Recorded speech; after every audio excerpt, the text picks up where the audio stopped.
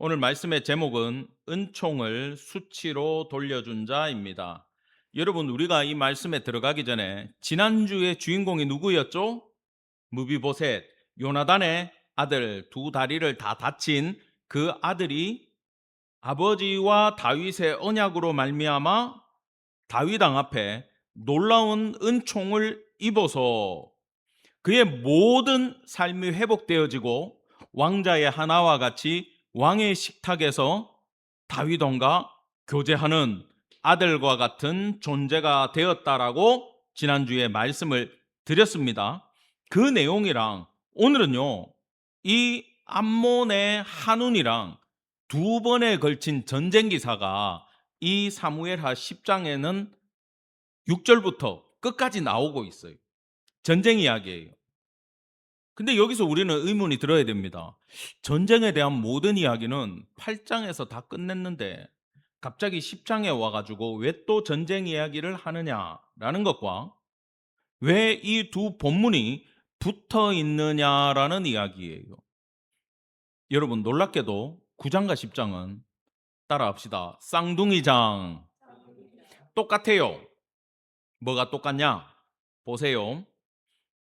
1절에 보시면 아들 한운이 왕이 되었는데 2절에 보시면 내가 나스의 아들 한운에게 뭘 베풀되 은총을 베풀되 그의 아버지가 내게 은총을 베푼 것 같이 하리라. 자, 아버지로 나스로 말미암아 다윗이 누구에게 은총을 베풀어요? 그의 아들 한운에게 은총을 베풀겠다라는 이야기고, 9장은 요나단과의 언약 때문에 그의 아들 무비보셋에게 은총을 베풀겠다라고 얘기하는 다윗이 은총을 똑같이 베푼 똑같은 이야기가 같은 주제로 쌍둥이로 들어있다라는 겁니다. 그런데 말입니다. 지난주에 은총을 아멘으로 받았던 무비보셋은 그의 모든 삶이 회복되어졌지만 오늘 은총에 대해서 오해한 자는 어떤 결말이 드러나고 그의 인생이 어떻게 끝이 나는지를 이야기해 주는 장이 오늘 본문이라고 할 수 있다라는 겁니다. 자, 이 배경은 이렇습니다. 다윗은 사울에게서 심하게 도망을 다녔죠. 그리고 이 암몬과 사울의 나라는 원수지간이에요. 그 뭐 눈알 오른쪽 눈 다 빼면 화친해 줄게, 그 기억나죠? 그걸 추진했던 나라가 암몬이고 그 나라의 왕의 이름이 나하스였어. 그 덤볐다가 사울에게 성령이 임해가지고 나하스가 아주 박살이 났습니다. 그때, 그죠? 그러면 사울과 나하스는 어떤 관계겠어요?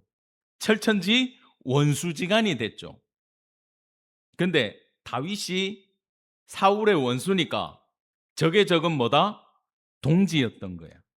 그래서 다윗이 도망 다닐 때 정확한 기록은 나오지 않지만 아마 나하스가 다윗에게 은혜를 베풀었던 것으로 우리는 이 본문을 미루어 짐작할 수가 있어요. 그리고 재밌게도 이 본문은 학자들이나 교수님들이 분석을 하거나 풀지를 않아. 그냥 전쟁 기사에 묻어가 버려요. 근데 저는 이 한 장을 다 강의를 해야 되지 않습니까? 열심히 제가 기도하고 공부하고 준비해서 왔어요. 아무튼 이게 어떤 시대에 있었던 일인지도 주석에 나오지 않아요. 그렇지만 우리는 미루어 짐작을 합니다. 적의 적은 동지기 때문에 나하스는 다윗에게 은혜를 베풀었던 거예요. 다윗이 너무 고마웠던 거야. 근데 그 어르신이 돌아가시고 그 아들에게 내가 왕이 됐으니 이제 은혜를 갚아야 되겠다. 그러면서 아주 준비된 조문객들을 그 나라에 보냈습니다. 근데 어떤 결과를 맞이하나 봅시다. 3절 다 같이 읽어봅시다. 시작. 암몬 자손의 관리들이 그들의 주 한운에게 말하되 왕은 다윗이 조객을 당신에게 보낸 것이 왕의 아버지를 공경함인 줄로 여기시나이까? 잠깐만요.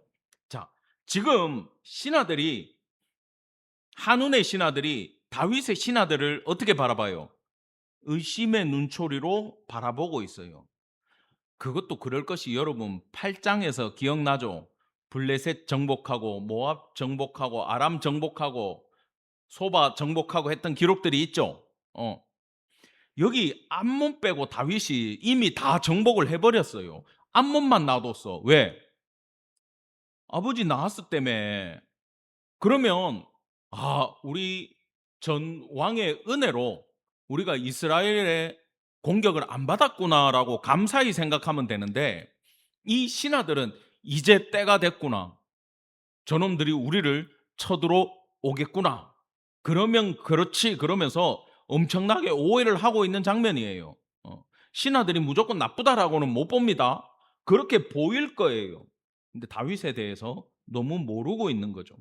그래서 아무튼 지금 이런 은근히 은근히 엉뚱한 사람의 마음을 흔드는 조언이 보고가 올라갑니다. 저놈들은 조문단이 아니라 뭐라고요? 염탐꾼들입니다. 간첩들입니다. 그러니까 이 무지한 초보 왕이 색안경을 끼고 조문단을 보니까 다들 똑똑하게 생겼겠지.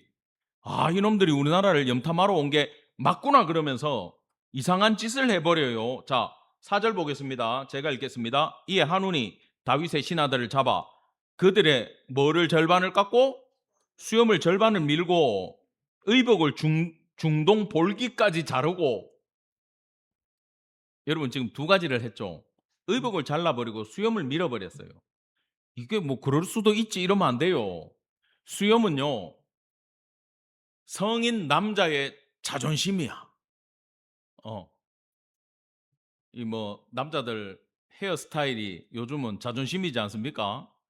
제가 사진 찍는 걸 좋아하는데 아는 분들 중에 절대 뒷모습을 못 찍게 하는 분들이 있어. 왜 그럴까? 여기 머리가 빠져 가지고 그래요. 제 아는 목사님도 난리를 치더라고 뒤에서 찍으니까. "안 돼." "잘 모르겠는데요." 그러니까. "나 요즘 탈모약 먹고 있잖아." 제 친구는 두피 문신까지 했어요. 다 벗겨져 가지고. 얼마나 스트레스였으면 거기에 물까지 들였을까. 마음이 짠해. 저는 그냥 빠져도 그냥 당당하게 갑니다 그냥. 예. 조명 받으면 반짝반짝거려요. 아무튼 이 수염이라고 하는 건 성인 남자의 자존심인데다가 수염을 밀어버리면요, 이게 다른 사람이 어떻게 보냐 하면 노예로 봐 버려요. 그럼 남자가 이렇게 수염이 길다라는 건 자유인의 상징이었다라는 거예요. 그러면 수염을 밀어버렸다 그러면 여기 있는 신하들이 뭐가 됩니까? 갑자기 노예로 신분이 떨어지는 이미지로 비춰진다라는 거예요. 그리고 굉장히 수치스럽게 여겼어요, 이걸. 그다음에 두 번째, 이 옷을 잘랐다 그러는데 지금처럼 바지가 있고 뭐 겉옷이 있는 게 아니라 속옷도 입지 않은 상태에서 안에 얇은 천 하나 두르는 게 속옷이고 밖에 두껍고 긴 천 하나 두르는 게 겉옷이고, 무슨 행사가 일이 있고 바쁘면은 그냥 허리에 끈 하나 묶어요. 끝이야. 음. 근데 이걸 중동 볼기까지 잘랐다는 얘기는 여자들 보면 그 미니 스커트 있지 않습니까? 그것도 그 짧은 미니 스커트, 저는 이름은 모르겠는데 정말 막 속옷이 보일 듯한 미니 스커트 있죠? 그 길이까지 옷을 잘라 버렸다라는 얘기예요. 그러면 상상에 맡기겠습니다. 속옷을 안 입고 천을 하나 두르고 있는데 그걸 미니스커트 사이즈로 자른 상태로 걸으면 뒤에서 보면 뭐가 보이겠어요? 예, 엉덩이가 보인다라는 얘기. 이것도 엄청난 수치를 줬다는 거고, 여러분 앰버서더죠. 대사는 그 나라의 대통령을 대신해서 갑니다. 그래서 모든 보호를 받아요. 그렇죠. 근데 이 시대에 조문단을 모욕해 버리고 수치를 주겠다는 얘기는 실제로 이 수치를 누가 당한 거예요? 왕 다윗이 당한 거예요. 여러분, 상대 나라의 왕을 모욕하면 그다음 결과는 뭘까요? 여기 5 절이 "야 너희들 부끄러우니까 여리고에 있다가 돌아와라." 그 얘기가 아니에요 이건. 다윗이 이들에게 "수염 길고 옷 갈아입고 천천히 와라."라는 얘기는 "니들 오기 전에 내가 니들이 당한 수치에 대한 복수, 나에 대한 수치에 대한 복수를 완전히 이루어내겠다. 그러니까 너무 상처받지 마라. 그 이야기를 한 게 바로 수염이 자라기까지 여리고에 있다가 들어오라라는 얘기입니다. 여러분, 이 사건으로 말미암아 암몬과 이스라엘은 지금부터 2차에 걸친 전쟁이 벌어지게 돼요. 오늘 사무엘하 10장 본문은 6절부터 14절까지 요압 주도의 1차전과 15절부터 19절까지 나오는 다윗 주도의 2차전 두 개의 전쟁으로 본문이 구성되어 있습니다. 참고로 8장에 전쟁이 있었는데 왜 또 전쟁이 있냐는 아까 얘기를 했죠. 앞에서는 블레셋, 모압, 소바, 아람을 정복했고 나스와의 관계 때문에 암몬은 그냥 뒀다 그랬어요. 근데 이제는 전쟁이 벌어졌습니다. 이스라엘 지도에 보면은 저기 갈릴리 호수가 있고 거기서부터 요단강이 흘러내려오고 밑에 사해가 있잖아요. 그 요단 강이 흐르는 요단 동편에 위치한 나라가 암몬이고 그 위에 북쪽에 있는 나라가 아람이고 아람 왼쪽 아래쪽 그러니까 갈릴리 호수 위쪽에 있는 나라가 소바였어요. 이 세 지역과 다윗이 최종적인 전쟁을 벌이게 되었다라는 얘기입니다. 아까 말씀드렸듯이 두 장의 공통점이 있어요. 9장과 10장은 전부 다 아버지의 은혜로 은총을 베풀려고 한 거예요. 근데 두 장의 차이점은 뭐라 그랬습니까? 은총을 받아들이는 자의 자세에 따라 축복이 되기도 하고 저주가 되기도 한다라는 거예요. 여러분, 이 본문 한번 같이 보겠습니다. 히브리서 6장에서 아주 싹 정리를 해놨어요. 시작. 땅이 그 위에 자주 비를 흡수하여 밭 가는 자들이 쓰기에 합당한 채소를 내면 하나님께 복을 받고 만일 가시와 엉겅퀴를 내면 버림을 당하고 저주함에 가까워 그 마지막은 불사름이 되리라. 아멘. 무서운 얘기입니다. 이건 무슨 얘기냐 하면요. 하나님의 은혜에 대해서 인간들이 아멘과 감사로 하나님 앞에 반응을 하면 그것이 복이 되게 하나님이 하실 것이요. 그 인생에 물질을 주고 건강을 주고 대대로 내려오는 축복을 허락해 주셨는데 인간의 반응이 여기 가시와 엉겅퀴죠. 하나님 앞에 불신앙과 불순종으로 나아가면 결국 하나님의 농부의 심판을 받게 된다라는 거예요. 그게 오늘 한우는 신하들의 잘못된 보고를 듣고 다윗에 대해서 오해를 하면서부터 이 사건이 벌어져요. 예수님이 천국 비유 세 가지를 마태복음 25장부터 주실 때에 달란트 비유가 나옵니다. 거기에 한 달란트 받은 악하고 게으른 종은요, 주인에 대한 오해에서부터 그의 저주는 시작됐어요. 한 달란트가 작은 돈이 아니에요. 근데 자기 주인이 어떤 분인지를 완벽하게 오해하고 있었기 때문에 이 친구는 그걸 땅에 묻을 수밖에 없었던 거예요. 더 심각한 건 수익을 못 남긴 것보다 하나님에 대한 이해가 잘못된 게 더 큰 문제였다라는 겁니다. 지금 한운도 다윗을 오해하면서부터 문제가 발생했다라는 거예요. 그래서 하나님을 대항하는 죄악된 인간의 모습을 한운의 행동을 통해서 우리는 보게 될 것입니다. 자, 6절부터 나오는 1차전은요. 요압이 주도를 하고 있어요. 이 내용이 기니까 제가 요약해서 설명을 해드리겠습니다. 암몬이 먼저 전쟁을 일으킵니다. 그렇게 돌려보내고 나서는 전쟁이 일어나겠구나라고 당연히 생각을 하죠. 1대1로 맞붙으면 질 것 같으니까 북쪽에 있는 아람 연합국들에게 연락을 합니다. 그래서 사람들이 도와주러 와요. 자, 보시면은 벤르홉 아람 사람과 소바 아람 사람과 마가 왕과 그의 사람들과 고용되어 있는 용병들이 토탈 3만 3천 명이 이 당시에 엄청난 숫자입니다.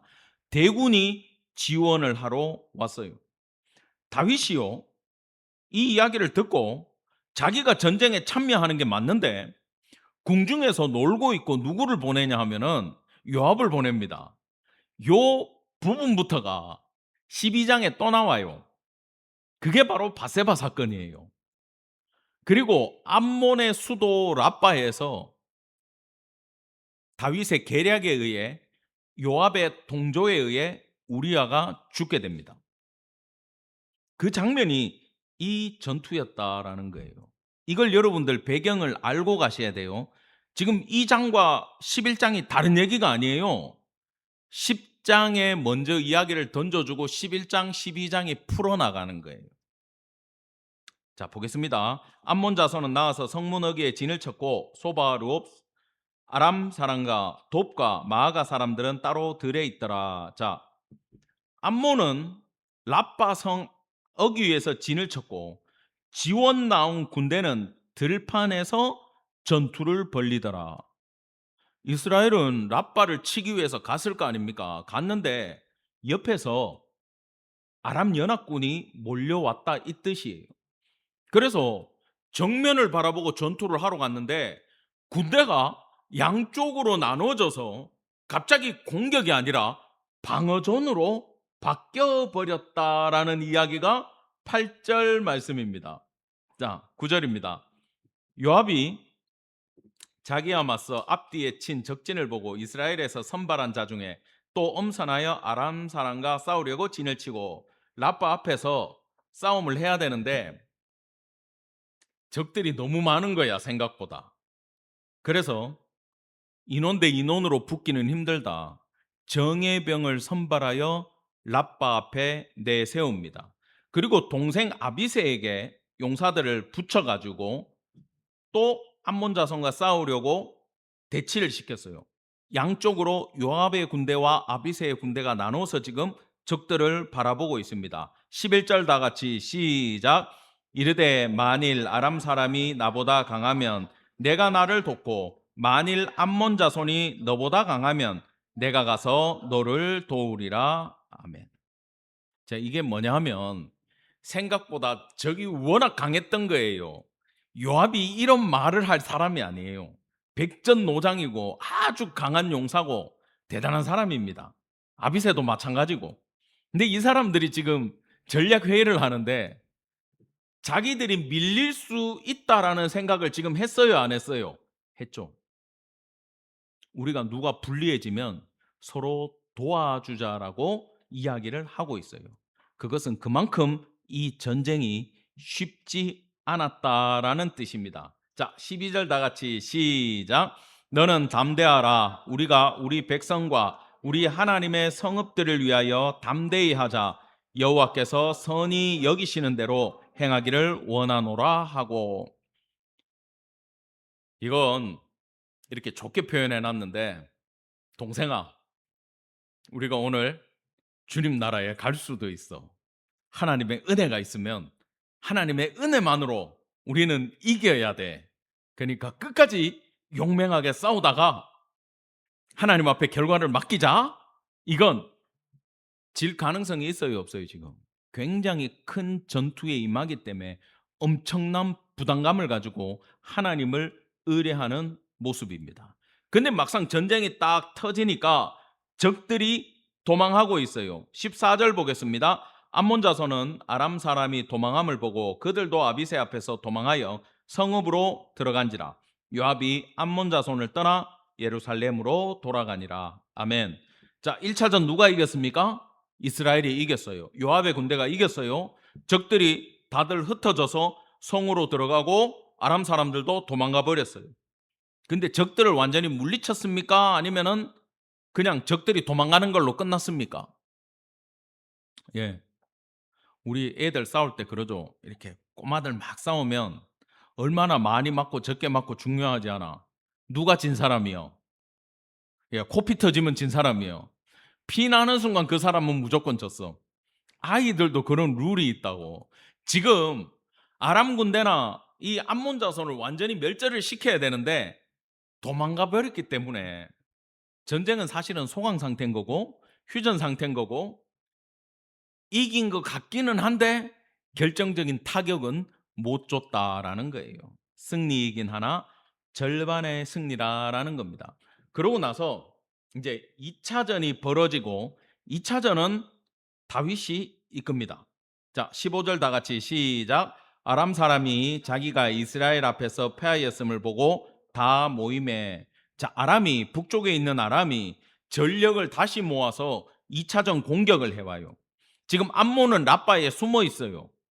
근데 아람이 너무 자존심이 상했어. 사울 때부터 자존심이 상하고 다윗한테 얼마 전에 깨졌는데 이번에 또 졌어.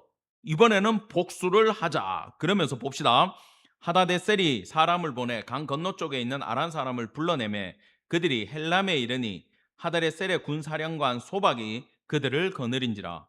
지금은요, 왕뿐만 아니라 국방부 장관이 요압 같은 사람이 군대를 몰고 나왔고 연합군을 만들어 가지고 또 공격을 해왔다라는 거예요. 17절, 어떤 사람이 다윗에게 알림해 그가 온 이스라엘을 모으고 요단을 건너 헬람의 이름에 아람 사람들이 다윗을 향하여 진을 치고 더불어 싸우더니, 자, 2차전이 드디어 시작이 되었습니다. 18절 다 같이 시작. 아람 사람이 이스라엘 앞에서 도망한지라.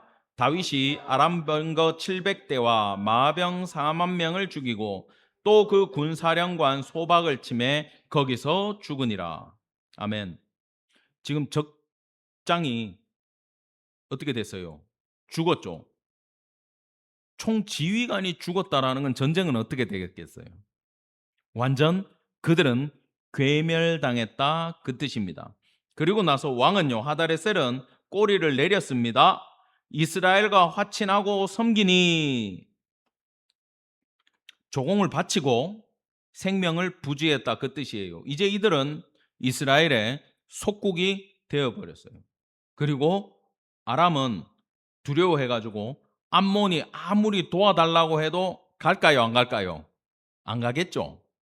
이제 이 관계도 완전히 단절이 되고 갈릴리 동쪽의 패권, 북쪽 패권 전부 다 누가 차지했습니까? 다윗이 차지했어요.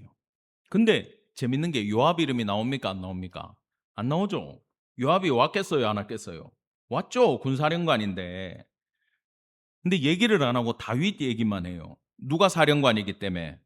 다윗이 사령관이기 때문에 그래요. 여러분, 우리 성도들이 우리의 사령관이 누굽니까? 예수 그리스도. 여러분 어릴 때 찬양 많이 불렀잖아요. 우리 대장 대신 구주 예수. 많이 불렀죠. 우리 대장이 누구예요? 예수님이잖아. 그러면 예수님이 나서서 사역을 감당하면 우리 이름은 나와요 안 나와요? 안 나오는 게 맞아요. 근데 예수님이 일을 한다라고 입술로는 얘기하면서 자꾸 내 이름을 꺼내고 싶으면 어떻게 돼? 교만이에요. 우리는 예수님께 속해진 자로 예수님의 이름을 높이기를 바랍니다. 그리고 이 승리도 마찬가지예요. 요압의 이름이 안 나오는 건 다윗을 높여주고 부각을 시켜준다. 요압은 절반의 승리밖에 못 거뒀는데 이스라엘의 왕 다윗은 적들을 완전히 괴멸시켰더라 그 이야기를 합니다. 이번에는 절반의 승리가 아니라 완전한 승리를 다윗이 거두었다라는 거예요. 여러분 근데 제가 아까 뭐라고 말씀드렸죠? 10장부터 12장까지가 연결되어 있다 그랬죠. 자, 우리 말씀을 다시 한번 정리하고 넘어가겠습니다. 여기서 우리가 알아야 되는 게 이 북쪽 동쪽의 모든 패권을 차지한 이 전쟁에서 뒤에서는 어떤 사건이 있었다고요?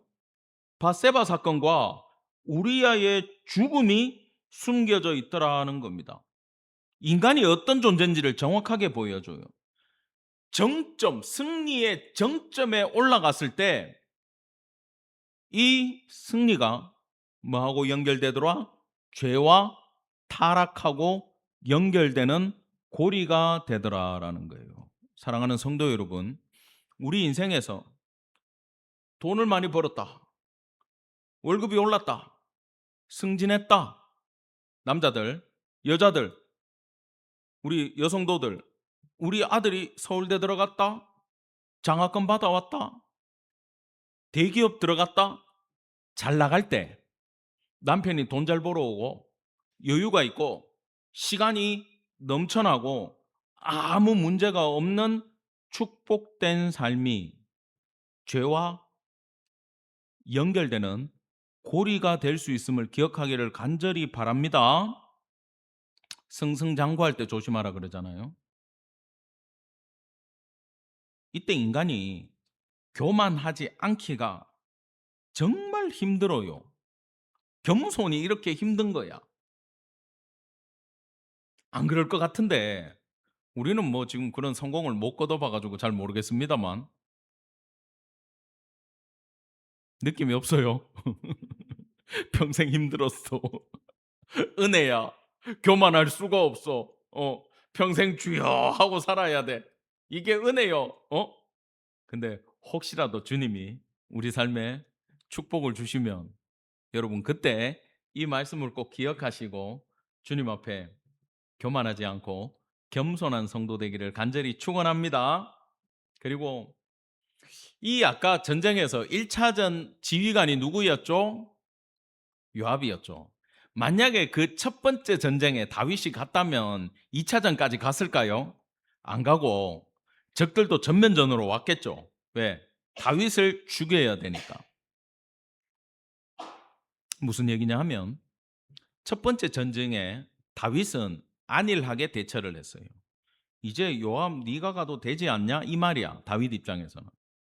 그리고 전쟁하는 사람들 입장에도 다윗이 오면 힘들어 안 힘들어? 내 위로 또 한 명 모시고 싸워야 돼. 화살은 절로만 날아가. 그러니까 이것도 머리 아픈 거야. 전쟁하기에. 나오지 마세요 하는 거야. 그래도 말입니다. 우리가 알아야 될 게 뭐냐? 지금 다윗은 왕의 직무, 전쟁을 진두지휘해서 이스라엘을 보호하고 승리케 해야 되는 그 직무에 안일하게 대처할 때 그 남는 시간에 죄를 짓고 있더라라는 거예요. 여러분 그래서 오늘의 시간은 내일의 시간과 연결되어 있습니다. 이 하루를 말씀과 기도로 주님을 붙잡는 자는 흔들리지 않아요. 그럼 내일도 어떻게 되겠어요? 하나님의 은혜로 다음 날이 열려요. 근데 내가 여유가 있다고 커피나 마시자 그러고 놀러 다니고 하나님 말씀과 기도에 겉으로는 집중을 할 수 있지. 아침에 그냥 읽었다라고 올리고 놀러 가면 돼요. 내 마음의 중심을 어디에 두느냐가 중요한 거예요. 늦게 올려도 바빠서 늦게 올려도 돼. 근데 주님 아직 말씀 못 받습니다라는 애절함이 속에 있기를 바랍니다. 이게 중요한 거예요. 매일매일 성실하게 하나님 말씀 붙들고 기도로 출발하는 사람들은 하나님이 그 다음 날도 이끌어 가시는 줄 믿기 바랍니다. 아멘. 그 다음에 마지막으로 이 무비보셋과 한운의 차이점을 봐야 돼요. 아까 히브리서 6장 말씀처럼 어떻게 반응하느냐에 따라 결과가 완전히 달라요. 몰락한 가정에서도 몰락한 사울의 집안에서도 유일하게 보호받고 축복받고 사울왕의 모든 걸 회복받아 가지고 왕자의 대우를 받으면서 다윗 왕의 상에서 시바가 잘해주디 얘 뭐 그럭저럭요 그 내가 한 소리 할게 걱정하지 마. 이 왕자의 대우를 받는 아들이 있고 저놈들은 조문객인가 염탐꾼인가 의심해가지고 전쟁을 불러 일으켜서 처참한 결과를 갖고 오는 한운과 같은 존재도 있더라라는 겁니다. 무슨 뜻이냐? 우리 인생에 주어진 하나님의 은혜 앞에 여러분 먼저 그 은혜에 대한 감사를 잊지 않는 성도 되기를 간절히 축원합니다. 예, 말씀을 마치겠습니다. 오늘 본문에 하나님이 부어 주시는 은총을 다윗 앞에 다윗이 부어 주는 은총을 오히려 수치심으로 돌려준 자가 한운이죠. 근데 제가 이 본문을 가지고 주님께 기도하다가 제가 이 말씀을 받았어요. 이거 다른 데 없어요, 여러분. 하나님 저에게 이런 말씀을 주시더라고. "이 본문이 그렇게 못 풀겠냐?" 그러시는 거야. 예, 그러니까. "이거 한운 이야기가 아니야." 겉으로 보면 한운이잖아요. 다윗이 아버지 나하스 때문에 아들 한운에게 은총을 베풀리라 했는데 한운은 "전쟁하자." 이러고 나온 거 아니야. 근데 실제로 하나님이 다윗에게 놀라운 은총을 베풀어 주셨는데 하나님께 죄를 지음으로 오히려 하나님께 수치를 보인 자는 다름 아닌 누구였다? 다윗이었다라는 거예요. 제가 그 말씀을 들으면서 충격을 받았어요. 아, 이게 다윗 이야기구나. 여러분, 겉으로는 그렇게 보일 수 있어요. 한운의 문제로 보일 수 있다고요. 다윗 입장에서 생각해 보세요. 나하스 때문에 내가 그 아들에게 은총을 베풀겠다고 했는데 그놈은 내 사절단에 수치를 줘? 너는 용서하지 않겠어. 자기는 가가지고 전쟁을 벌이고 박살을 내버리잖아. 근데 보세요. 통일 왕국의 이스라엘의 왕으로 하나님께서 다윗에게 축복을 주고 수많은 자녀들과 아내들과 재물을 부어줬어요. 근데 그 하나님의 은혜 앞에 자기는 바세바를 범하고 충실한 종 우리아를 죽이면서 그 축복을 부어 주신 하나님께 수치심으로 오히려 돌려주고 있는 자가 누구다? 다윗이라는 겁니다. 여러분, 그래서 우리는 절대 이 말씀을 잊지 않기를 간절히 원합니다. 그런데요, 여기서 더 깊이 한번 들어가 볼게요. 근데 전쟁은 누가 이겼어요? 이스라엘과 다윗과 요압이 이겼죠. 이게 상상이 됩니까, 여러분? 다윗이 지금 바세바를 범해가지고 임신을 시켜놓고 그걸 숨기려고 그 남편을 이 전쟁터에서 죽였다니까? 그렇게 뻔뻔한 짓을 해놓고 지가 지금 전쟁터에 간 거야. 근데 하나님이 다윗을 도와줘가지고 암몬을 다 물리쳤어. 하나님 왜 이러실까요? 여러분, 이건 다윗에게 방종을 불러오거나 우리도 하나님의 은혜가 더 크기 때문에 우리가 죄를 좀 지어도 하나님은 우리 인생을 선하게 이끌고 간다, 그 이야기가 아닙니다. 여기서 절대 잊지 말아야 될 게, 따라합시다. 역사의 주인공은 하나님이시다. 하나님이 주인공이고 하나님이 역사를 만들어가고 하나님이 이스라엘을 만들어가요. 그 안에 다윗도 있고 요압도 있고 암몬도 있고 다 있어요. 하나님의 큰 그림 안에 다윗과 이스라엘이 승리해야 되기 때문에, 예수 그리스도가 그 나라에 그 핏줄로 와야 되기 때문에 하나님이 승리를 주신 것이지 다윗의 잘잘못에 달려있는 건 아니라는 겁니다. 그러면 돌려서 우리 인생을 돌아봅시다. 우리가 부족하고 무능하고 혹시 죄 가운데 있더라도 우리가 하나님 의지하고 하나님 붙들고 가고 그의 구속사를 이루기 위한 생각을 가지고 있으면 하나님 우리 쓰실까요? 못 쓰실까요? 쓰실 수 있더라라는 얘기입니다.